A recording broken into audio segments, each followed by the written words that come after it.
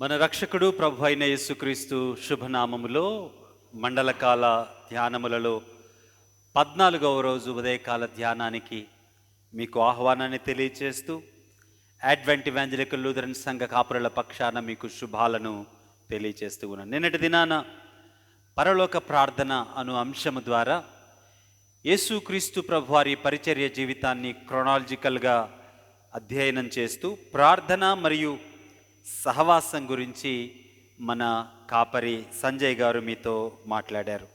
ఈరోజు విత్తువాని ఉపమానము ద్వారా దేవుని వాక్యము దానికి స్పందించవలసిన తీరు మనము ఆలోచన చేద్దాం. ఈరోజు మన ముందున్న లేఖన భాగాలు మత్తయి సువార్త 13వ అధ్యాయము మొదటి 23 వచనాలు, యెషయా గ్రంథము 55వ అధ్యాయము 10 నుంచి 11 వచనాలు, సంకీర్తన 19. ఈ మూడిటి గుండా మనము దేవుని వాక్యాన్ని ఆలోచన చేయటానికి ప్రయత్నం చేద్దాం. విత్తువాని ఉపమానము మీ అందరికీ బాగా సుపరిచితమే. కానీ కొద్దిగా విత్తువాని ఉపమానాన్ని మీరు విన్నటువంటి కోణం నుంచి కాకుండా కొద్దిగా భిన్నంగా చాలా క్లుప్తంగా నేను మీతో పంచుకోవటానికి ప్రయత్నం చేస్తాను. మీకేమైనా అనుమానాలు ఉంటే దయచేసి కామెంట్స్ రూపంలో పెట్టండి, దానికి ఆన్సర్ చేయటానికి ప్రయత్నం చేస్తాం. సాధారణంగా మనకు విత్తువాని ఉపమానములో విత్తనము అనగా దేవుని వాక్యము, విత్తువాడు యేసుక్రీస్తు ప్రభువారు లేదా దేవుడు లేదా వాక్యమును ప్రకటించువారు. 4 రకాల నేలలు మనకు అక్కడ కనపడతాయి. అయితే నేను 5 రకాల నేలలు మీతో చెప్పాలి అని ఆశపడుతున్నాను. 1 త్రోవ, 2 ముండ్ల పొదలు లేక రాతి నేల, 3 ముండ్ల పొదలు, 4 మంచి నేల. 5 ఈ 4 మీరు వింటూ ఉన్నప్పుడు 5వ వ్యక్తిని నేను మీకు పరిచయం చేయటానికి ప్రయత్నం చేస్తాను. ఈ విత్తువాడు దేవుని వాక్యాన్ని బోధించేవాడు అని మనం అనుకుంటే, విత్తనము దేవుని వాక్యము అని అనుకుంటే, ఈ 4 నేలలు ఎలా వచ్చాయో మనము ఆలోచన చేద్దాం. మొదటి శతాబ్దంలో యేసుక్రీస్తు ప్రభువారు అక్కడ కూర్చున్న గలిలయ ప్రాంతపు రైతులు, యూదయ ప్రాంతములో ఉన్న రైతులతో ఈ ఉపమానాన్ని చెప్తూ ఉన్నప్పుడు వారికేమర్థమైంది, త్రోవ అనగా వారికేమర్థమైంది. అసలు విత్తనాలు విత్తే వ్యక్తి త్రోవ ప్రక్కన ఎందుకు వేశాడు? మామూలుగా మనకు తెలిసిన విత్తనం విత్తే విధానం క్రమంగా విత్తుకోవడం మనకు తెలుసు. కానీ ఈ విత్తనాలు చల్లుతూ ఉన్నట్లు మనం చూస్తాం. ఆనాటి కాలంలో ఇది క్రొత్త సంగతి ఏం కాదు. ఆనాడు వారికి ఉన్న నేలలను బట్టి వారు అలాగ విత్తనాలు విత్తుకుంటూ వెళ్ళేవారు. 2 వాళ్ళు అలా చల్లటం వల్ల వర్షాలు కూడా వారికి తక్కువ పడుతూ ఉంటాయి. కాబట్టి వర్షాభావం వల్ల, వర్షాలు అతిగా లేకుంటే ఎక్కువగా పడకపోవటం వల్ల, వర్షాలు ఎప్పుడు పడతాయో తెలియకపోవటం వల్ల ముందుగానే విత్తనాన్ని వాళ్ళు వేసేసేవారు. తరువాత వారు ఆనాడు దున్నటానికి వాడిన వస్తువులు ఈరోజు లాగా బాగా పదునైనవి కావు. కనుక ఆ చెక్క నాగళ్లతోనో లేకుంటే వాటితో వారు ఆ దున్నినప్పుడు ఆ విత్తనాలు పైన ఉన్నవి ఆటోమేటిక్గా భూమిలో కలిసిపోయి వ్యవసాయం సులభతరమయ్యేది. కాబట్టి ఆనాడు వారు ఆ రీతిగా చేయటానికి ఒక అర్థం ఉంది. అయితే మనము ఆలోచిస్తూ ఉన్నది ఏంటి అంటే, ఎందుకు రైతు ఈ ప్రదేశాలలో విత్తాడు, లేకుంటే ఈ ప్రదేశాలు ఎలా వచ్చాయి, త్రోవ ఎలా వచ్చింది, పొలాలలో రోడ్లు ఎలా వచ్చాయి? రోడ్డు అనంటే చాలా గట్టిగా ఉంటుంది. గట్టిగా ఉన్న దాని మీద పడ్డ విత్తనము లోపలికి వెళ్ళే అవకాశము లేదు. కాబట్టి ఆకాశ పక్షులు వచ్చాయి, తీసుకువెళ్ళిపోయాయి. ఇప్పుడు ఆలోచించవలసింది ఏంటంటే, అసలు పొలంలోకి రోడ్లు ఎలా వచ్చాయి? ఆనాడు రోమా సామ్రాజ్యము విస్తారంగా రోడ్లు వేస్తూ ఉన్న క్రమంలో, ఈరోజు ఈవెన్ మీరు కూడా ఆలోచన చేస్తే ఎక్స్ప్రెస్ హైవే రాష్ట్ర ప్రభుత్వం కట్టాలి అనుకుంటే, లేకుంటే కేంద్ర ప్రభుత్వం కట్టాలనుకుంటే ఏం చేస్తుంది? నోటిఫికేషన్ విడుదల చేస్తుంది, పొలాలను డిమార్కింగ్ చేస్తుంది. ఆ పొలాలలో గుండా రోడ్లు పడిపోతాయి. ఎవరి పొలాల్లో గుండా రోడ్డు వెళ్తుందో ఆ పొలం రైతు కోల్పోతాడు. ఆ రీతిగా రైతు పొలాన్ని కోల్పోతూ ఉన్నాడు. రైతు పొలాన్ని కోల్పోవడం ద్వారా ఏర్పడిన రోడ్లు, ఆ రోడ్లు నడక ద్వారా గట్టిగా అయిపోయి విత్తనము లోపలికి వెళ్ళని పరిస్థితి. అంటే ఒక విధంగా ప్రభుత్వాలు చేసే పనుల ద్వారా చాలా పనులకు ప్రభుత్వాలు చాలా పనులను తలపెడతా ఉంటుంది. ఒక్కరోజు ఒక ప్రభుత్వము చేసిన ఒక సంతకం నీ జీవితాన్ని మార్చేసేయచ్చు, నీ జీవితాన్ని గొప్పగా మార్చొచ్చు, లేదా అధపాతాళానికి తొక్కివేయచ్చు. ఉదాహరణకు చెప్తాను చూడండి.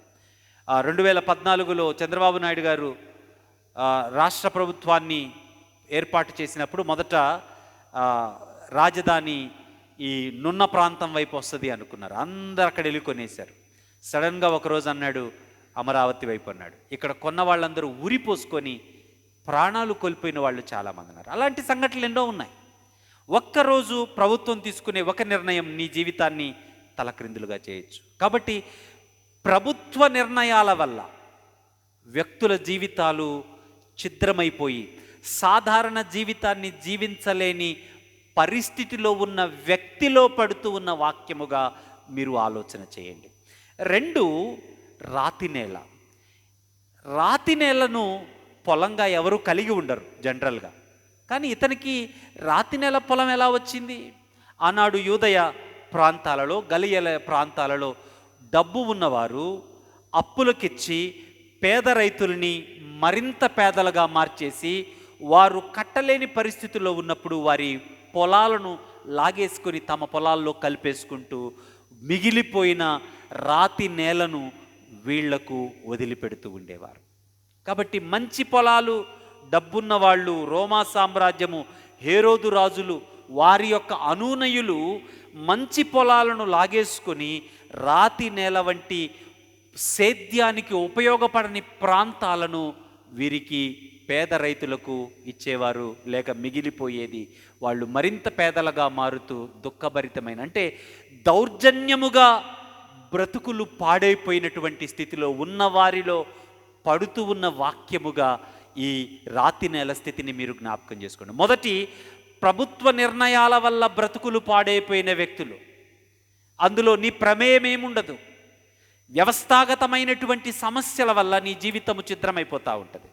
2, దౌర్జన్యంగా ఈ సమాజంలో ఉన్నటువంటి అన్యాయము నీ జీవితంలోనికి వచ్చి నీ జీవితాన్ని పాడు చేస్తూ ఉంటే ఆ పాడైపోతూ ఉన్న బ్రతుకుల్లో విత్తనము పడి కొద్దిగా మొలుస్తుంది. కానీ లోపల రాయి ఉండటం వల్ల వేరు లోపలగా వెళ్ళలేక త్వరగా ఎండకు వాడిపోతూ ఉంది. ఇది 2వ నేల. నేను ముందే చెప్పాను మీతో, ప్రశ్నలు ఏమైనా ఉంటే దయచేసి మీరు కామెంట్ రూపంలో పెట్టండి, దానికి నేను జవాబు ఇవ్వటానికి ప్రయత్నం చేస్తాను. 3వ నేల ముళ్ళ పొదలు. ఒకవైపు పొలాలు ప్రభుత్వ నిర్ణయాల వల్ల రైతులకు చేజారిపోతూ ఉన్నాయి. దౌర్జన్యాల వల్ల, దోపిడీ వల్ల, అప్పులు, అధికమైనటువంటి కష్టాల వల్ల రాతి నేలకు పరిమితమైతూ ఉన్నటువంటి వారు, పేదలైపోతూ ఉన్నవారు, కూలివాళ్ళైపోతూ ఉన్నవారు, బానిసలైపోతూ ఉన్నవారు. ఈ ఒత్తిడిలో ఒకవైపు రోమా ప్రభుత్వానికి ట్యాక్సులు కట్టాలి, మరొక వైపు దేవాలయానికి దశమ భాగాలు, దేవాలయానికి చెల్లించవలసిన పన్నులు చెల్లించాలి, సమాజంలో బ్రతకటానికి కుటుంబాన్ని పోషించుకోవాలి. ఇటువంటి ఆర్థిక ఒత్తిళ్లతో తమ జీవితాన్ని బ్రతకటానికి బహు కష్టంగా ఉన్నటువంటి ఆ యొక్క ఏమంటాము అంటే ఎమోషనల్ ఇంబ్యాలెన్స్, ఎమోషనల్ ప్రెషర్లో ఉన్నవాళ్ళు ముండ్ల పొదలతో పోల్చబడుతూ ఉన్నారు. అంటే అటువంటి ఒత్తిడిలో తమ బ్రతుకులను జీవిస్తూ ఉన్నవారు ఆ విత్తనము పడ్డప్పుడు ఈ ఒత్తిడి ముళ్ళ పొదలకు సాదృశ్యంగా ఉన్నాయి. అవి బాగా పెరిగిపోయి వీటి పంట రాకుండా చేస్తుంది. అయితే మంచి నేల ఒకటి ఉన్నది. ఆ మంచి నేలలో పడుతూ ఉన్న విత్తనము 100 ఫలాన్ని ఇస్తూ ఉంది. ఇక్కడ మీకు ఇంకొక మాట చెప్పాలి. సాధారణంగా రైతు వేసే పంట ఒక 100 బస్తాలు ఒక ఎకరంలో పండుతుంది అని అంటే దానికి 5 రెట్లు పంట వస్తే చాలా ఎక్కువ పంట వచ్చినట్లు. అంటే 500 బస్తాలు వస్తే రైతు చాలా లాభాన్ని సంపాదించుకున్నట్లు లెక్క. కానీ దేవుని వాక్యములో ఎన్ని రెట్లు అని చెప్తబడ్డది? 30 రెట్లు, 60 రెట్లు, 100 రెట్లు. అంటే మీరు ఊహించుకోండి ఇక. అంటే ఇటువంటి పరిస్థితులు, ఒకవైపు త్రోవ అంటే మీకు సంబంధం లేని నిర్ణయాల వల్ల మీ జీవితాలు పాడైపోయి, అక్రమము, అన్యాయము, దౌర్జన్యం వల్ల మీ జీవితాలు పాడైపోయి, మీకున్నటువంటి కష్టాలు, ఇబ్బందులు, ఇరుకులు, లేకుంటే ఆర్థికపరమైనటువంటి ఒత్తిళ్లలో మీ జీవితము పాడైపోయి, ఇటువంటి పరిస్థితుల్లో ఉన్నప్పటికీ మంచి నేలను పడిన విత్తనము 100 ఫలాన్ని ఇస్తుందంట. నేను చెప్తూ ఉన్న మాట మీరు ఆలోచన చేయండి. 5 రెట్లు ఫలం వస్తేనే చాలా ఎక్కువ వచ్చినట్లదు, అది 100 రెట్లు అంటే మీ ఊహకు వదిలేస్తూ ఉన్నాను. అంటే దేవుని రాజ్యము జోక్యం చేసుకుంటే ఫలితం ఎలా వస్తుంది అంటే అందరికీ సరిపోయేటట్లుగా ఫలితం వస్తుంది.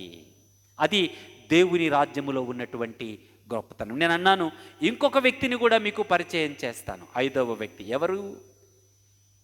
ఈ నిర్ణయాలు, ఈ 3 వ్యక్తులను మనం చెప్పుకున్నాం కదా. ఈ నిర్ణయాలలో ఈ వ్యతిరేకమైన పరిస్థితికి కారణమైన వ్యక్తిగా ఒకవేళ నీవు ఉన్నావేమో పరిశీలన చేసుకో. ఒకవేళ నీవు అలా ఉంటే మారు మనస్సు పొందాల్సిన పరిస్థితి ఉంది. ఒకవేళ ఈ చెప్పబడ్డ 3 నేలల స్థితిలో ఒకవేళ నీ బ్రతుకేమైనా ఉంటే ధైర్యం తెచ్చుకోవలసింది ఏంటి అంటే, ఈరోజు మనకున్నటువంటి ప్రవచన పాఠము యెషయా గ్రంథములో దేవుని వాక్యమును గురించినటువంటి ఒక వాగ్దానము మనకు కనపడతా ఉంది. ఏంటి ఈ వాగ్దానము? ఇశ్రాయేలీయులు ఆ యొక్క బబులోను చెర నుంచి బయటికి వస్తూ ఉన్నప్పుడు వారు తిరిగి బాగుపరచబడటానికి ఒక సూచన, ఒక వాగ్దానము, ఒక నిశ్చయత, నిబంధన, నమ్మకం కోసం వారు ఎదురు చూస్తూ ఉన్నప్పుడు దేవుడు వారితో మాట్లాడిన మాట ఇది.